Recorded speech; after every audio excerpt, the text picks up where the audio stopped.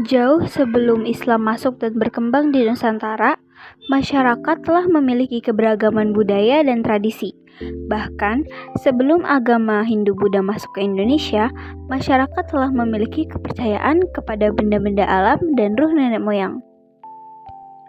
Banyak upacara ritual dilakukan sebelum melakukan kegiatan tertentu. Misalnya, ritual sebelum melaksanakan hajatan, kelahiran, perkawinan, kematian, dan lain sebagainya. Akulturasi merupakan proses percampuran antara unsur kebudayaan yang satu dengan kebudayaan yang lain, sehingga terbentuk kebudayaan yang baru tanpa menghilangkan sama sekali ciri khas masing-masing kebudayaan lama. Islam sesungguhnya membuka diri terhadap budaya-budaya dari luar Islam.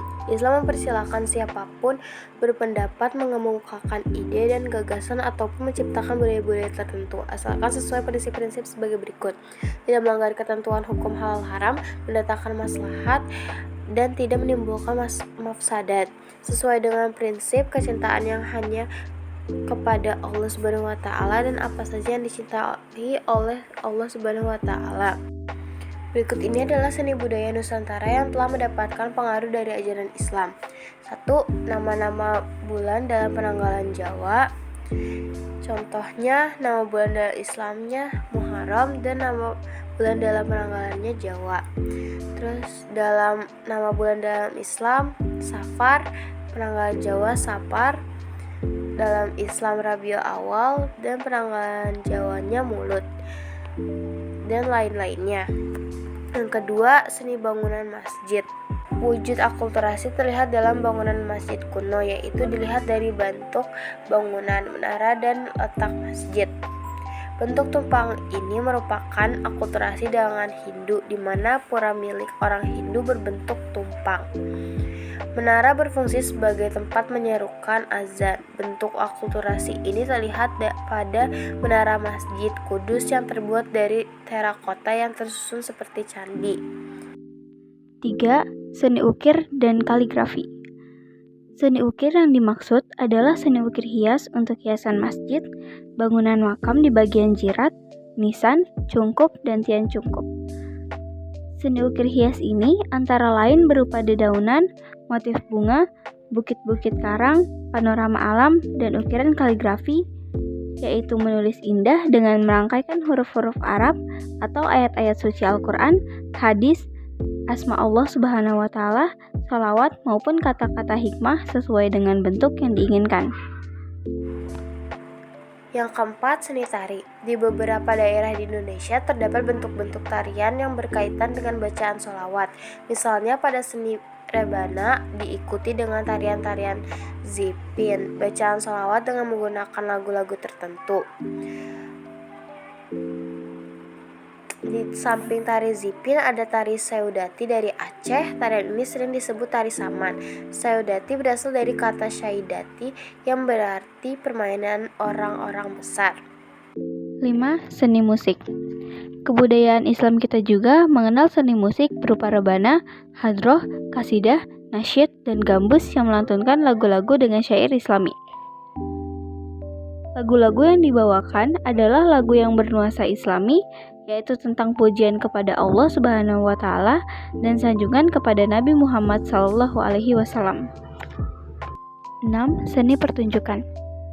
Seni pertunjukan wayang kulit merupakan perpaduan kebudayaan Jawa dan unsur keislaman.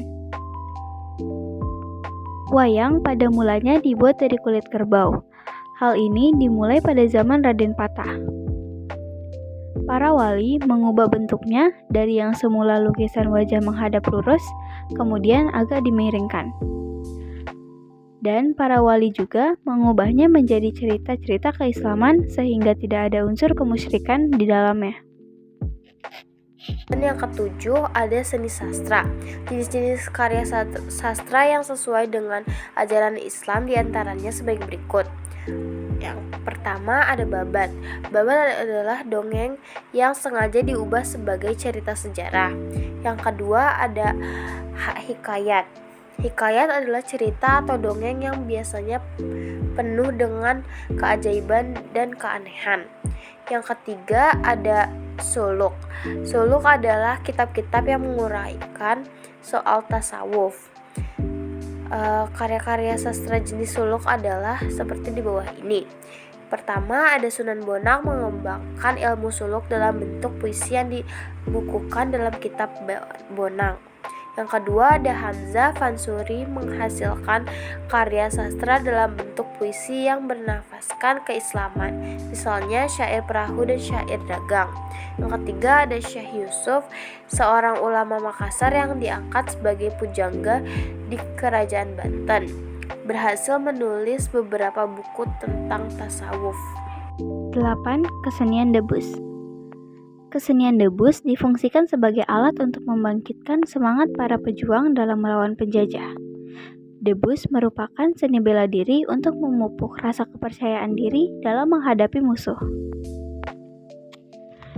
Selanjutnya, kita masuk pada bagian melestarikan tradisi Islam di Nusantara. Yang pertama, ada halal bihalal. Halal bihalal dilakukan pada bulan Syawal berupa acara saling bermaaf-maafan. Yang kedua, ada tabut atau tabuik. Tabut atau tabuik ini adalah upacara tradisional masyarakat Bengkulu dan Padang untuk mengenang kisah kepahlawanan dan kematian Hasan dan Husain bin Ali bin Abi Thalib, cucu Nabi Muhammad SAW. Ketiga, kumpatan atau bakdo kupat. Kumpatan atau bakdo kupat ini dilaksanakan seminggu setelah Hari Raya Idul Fitri dan dilakukan untuk mengadakan selamatan dengan hidangan yang didominasi oleh ketupat. Yang keempat, sekaten di Surakarta dan Yogyakarta. Sekaten ini dilaksanakan setiap tahun di Keraton Surakarta, Jawa Tengah, dan Keraton Yogyakarta. Tradisi ini dilakukan dan dilestarikan sebagai wujud mengenang jasa-jasa para wali songo yang telah berhasil menyebarkan Islam di tanah Jawa. Kelima, grebek. Grebek merupakan tradisi untuk mengiringi para raja atau pembesar kerajaan. Yang keenam, grebek besar di Demak.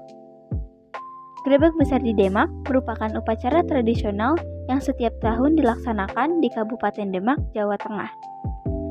Tradisi ini dilaksanakan pada tanggal 10 Zulhijjah bertepatan dengan datangnya Hari Raya Idul Adha atau Idul Kurban. Yang ketujuh, kerobok maulid di Kutai dan pawai obor di Manado. Kerobok berasal dari bahasa Kutai yang artinya berkerubun atau berkerumun oleh banyak orang. Hal ini dilaksanakan dalam rangka memperingati kelahiran Nabi Muhammad SAW pada tanggal 12 Rabiul Awal. Yang kedelapan, tradisi Rabu Kasan di Bangka. Tradisi ini dilaksanakan di Kabupaten Bangka setiap tahun, tepatnya pada hari Rabu terakhir bulan Syafar. Tujuan dari tradisi ini yaitu untuk memohon kepada Allah Subhanahu wa Ta'ala agar dijauhkan dari bala, musibah, dan bencana. 9. Dugredan di Semarang.